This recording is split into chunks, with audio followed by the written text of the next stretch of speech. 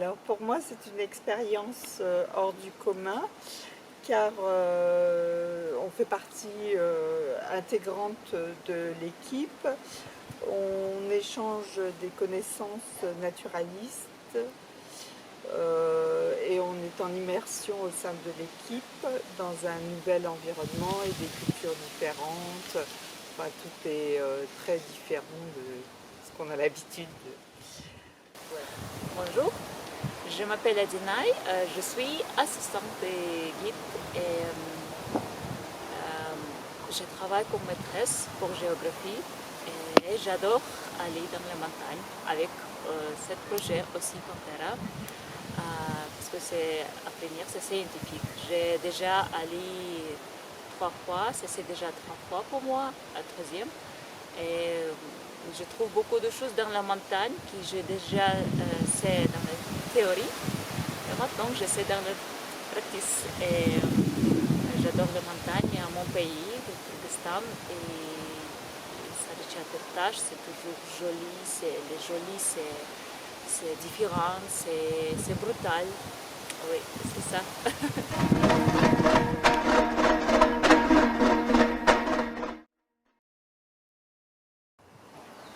Alors à propos de ce que j'ai appris pendant l'expédition aussi Pantera, donc tout d'abord ça va être la diversité de la faune et de la flore kirghize, donc des hauts plateaux à plus de 3000 mètres d'altitude, les conditions météorologiques et la difficulté de la survie dans un milieu hostile. Et ensuite il y a toutes les observations qu'on a réalisées, donc apprendre à reconnaître les différentes espèces, leur sexe, leur phénotype, à quoi elles ressemblent, comment elles se comportent dans un milieu sauvage. Et tout l'aspect donc à propos de la panthère des neiges qui va être son habitat, sa reproduction, ses caractéristiques physiologiques.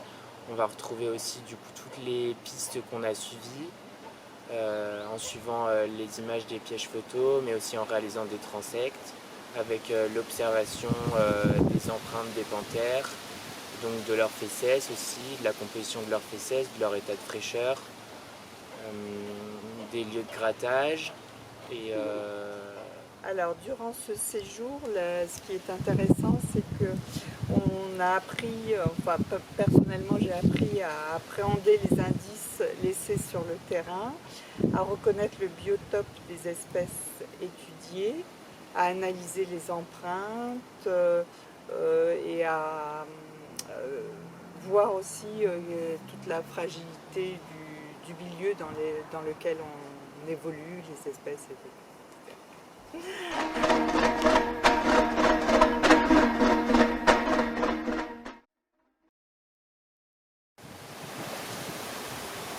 Au-delà d'une expérience scientifique, ce voyage avec OSI Pantera, c'est une expérience de vie.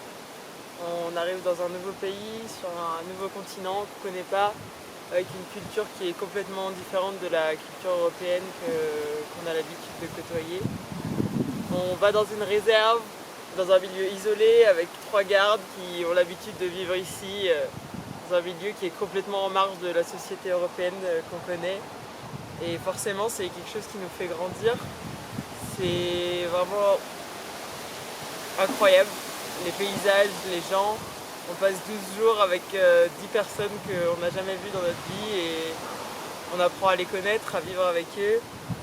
Et au-delà de ça, quand on est en dehors de la réserve, on est ici chez des gens des Kirghizes qui habitent là, près du lac, qui récoltent leurs abricots et qui vivent d'une manière simple, qui est assez reculée de la société qu'on connaît. Et ça fait du bien de revenir aux sources et de voir comment le monde fonctionne en dehors de l'Europe, de la France. Et voilà, je conseille à tout le monde de vivre des expériences comme ça parce que ça fait grandir et c'est important pour la vie.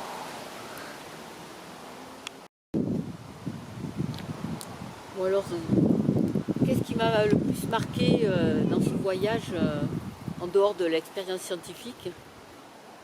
C'est en fait c'est un ensemble. Le fait d'être dans des paysages grandioses, très isolé, de savoir que aussi on est tout seul dans cette réserve.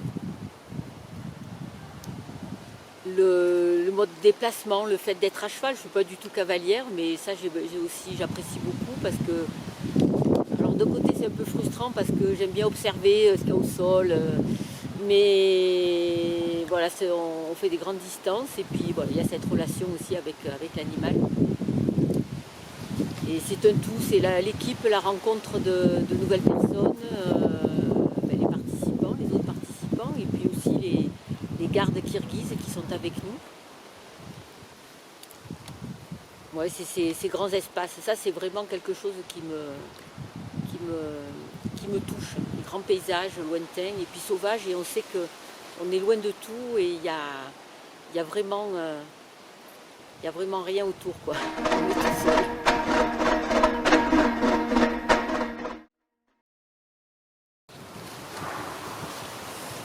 Ma plus belle observation naturaliste, c'était pendant qu'on relevait un piège photo, on avait trouvé quelques crottes de pika et on était en train de regarder les photos du piège et là on voit dans les rochers juste au-dessus de nous un petit pika qui marche sur la falaise. Il était vraiment, il tenait sur rien quoi, et puis il nous a jeté un petit coup d'œil, il est reparti.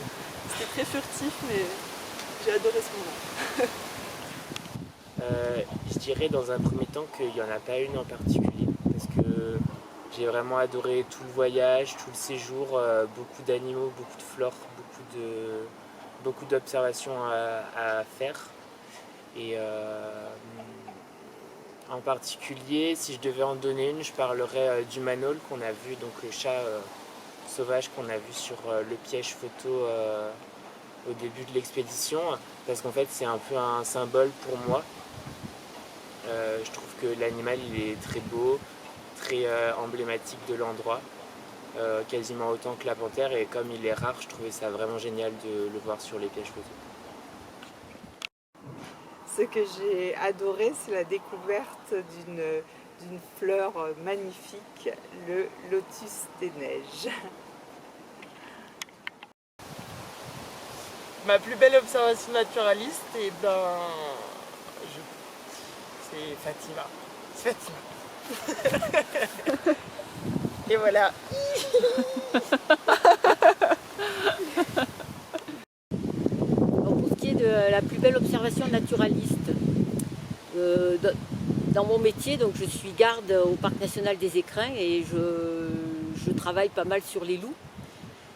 Et je ramasse des crottes de loups, on récupère des cartes mémoire pleines d'images de loups. Et on les piste l'hiver et je ne l'ai encore jamais vu. Et là, ben voilà, cerise sur le gâteau, on a pu voir des loups. Donc ça, c'est vrai que ça a été un moment important pour moi. Mes premiers loups. Dans les 7 jours où on est allé dans la réserve, c'est chaque jour presque différent. Parce qu'un jour, tu restais assis dans la tente, boire des thé, après les garder, là-bas les loups.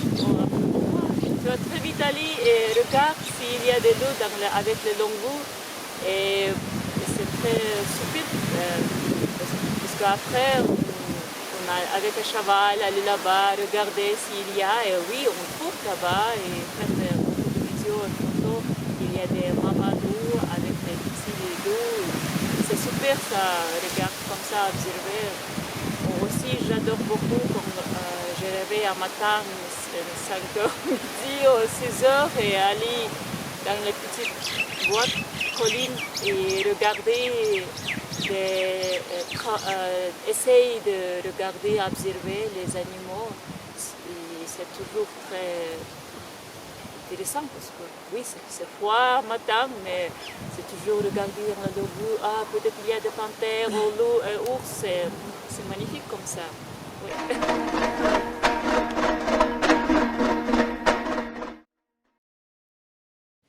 Alors oui, l'expérience scientifique correspond bien au programme qui nous était présenté au début avant de partir.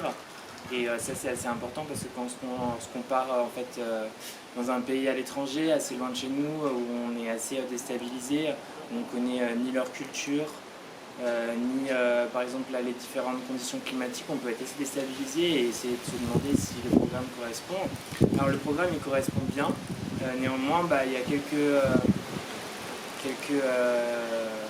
événements imprévisibles comme par exemple nous on a eu beaucoup d'intempéries, donc le problème lorsqu'on a beaucoup d'intempéries c'est que déjà on se lève plus tard le matin, on est moins motivé, donc on prend un peu de retard. Ensuite il y a des rivières qui vont être infranchissables à cheval, donc on va faire des escales à certains endroits stratégiques, mais on arrive toujours à trouver une solution, à s'occuper et à continuer nos recherches.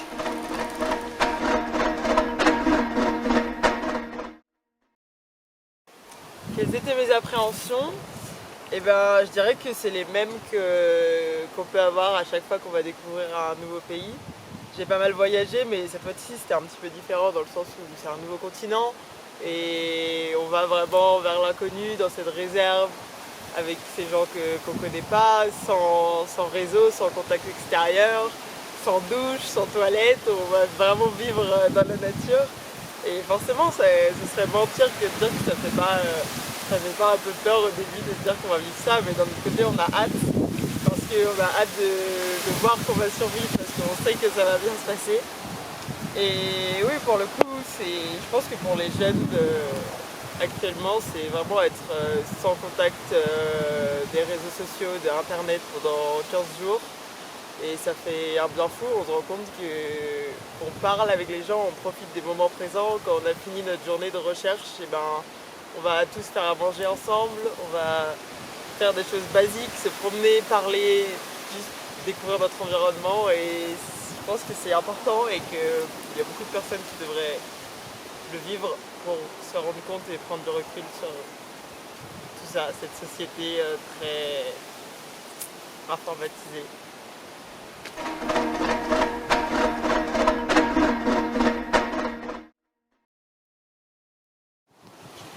Comme moment fort, d'abord la découverte de la culture kirghize en général, avoir goûté le koumis, avoir essayé le bain banya au retour d'expédition et échanger du vocabulaire avec les gardes de la réserve aussi, c'était des moments sympas. Après, comme moment fort, j'ai beaucoup aimé la nuit à la belle étoile, tous alignés sur notre bâche à essayer de repérer les constellations.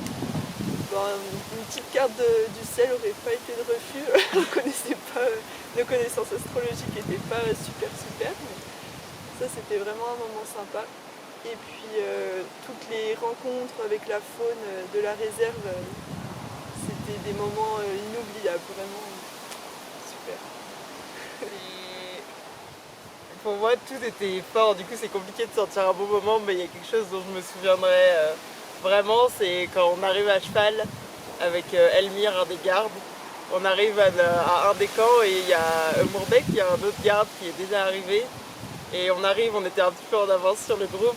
Et il y a le cheval de Mourbek qui est déjà attaché à la barre et Mourbek qui arrive avec son seau d'eau. Et j'ai vraiment l'impression, après ces 12 jours dans la réserve, d'arriver, je sais pas, avec mon frère, mon ami, chez mon grand-père ou chez mes parents.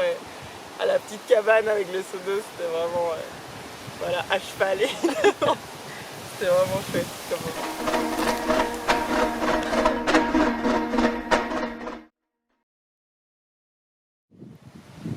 Alors il y a quand même un point qui est quand même très très négatif dans ce voyage et que ça pose problème. C'est que justement c'est tellement fort et tellement bien, c'est qu'on a envie de revenir. Donc la preuve c'est que je suis venue l'année dernière, j'ai déjà fait un séjour et là je viens d'enchaîner 2 séjours consécutifs. Et franchement c'est vrai j'ai encore envie de revenir.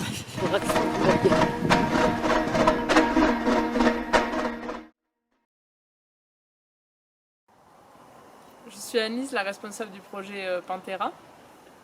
Et j'ai été participante en 2007 pour la première fois.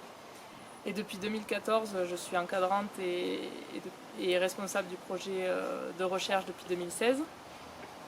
Et ce projet est vraiment important parce qu'on permet en fait de venir collecter de la donnée sur la panthère des neiges, qui est une espèce menacée et en voie d'extinction, et qui est très peu connue parce qu'elle est dans un milieu quand même assez hostiles.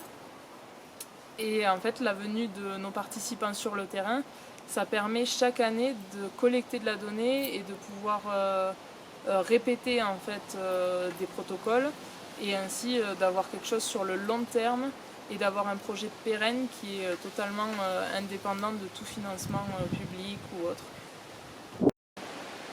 Et je tiens vraiment à remercier tous les participants qui ont fait avancer ce projet et vivre ce projet depuis 2006, depuis sa création, mais aussi les gardes-chasse des réserves avec qui on travaille et des parcs, et tous les partenaires en fait, avec qui on travaille depuis des années, que ce soit du côté du gouvernement kirghize ou même nos logeurs et autres kirghizes, ou du côté français avec les laboratoires qui nous permettent d'analyser nos données, tous les bénévoles qui nous permettent de travailler sur ces données. Voilà, je vous remercie et Zapantera. Ty moja chuliganka, moja banda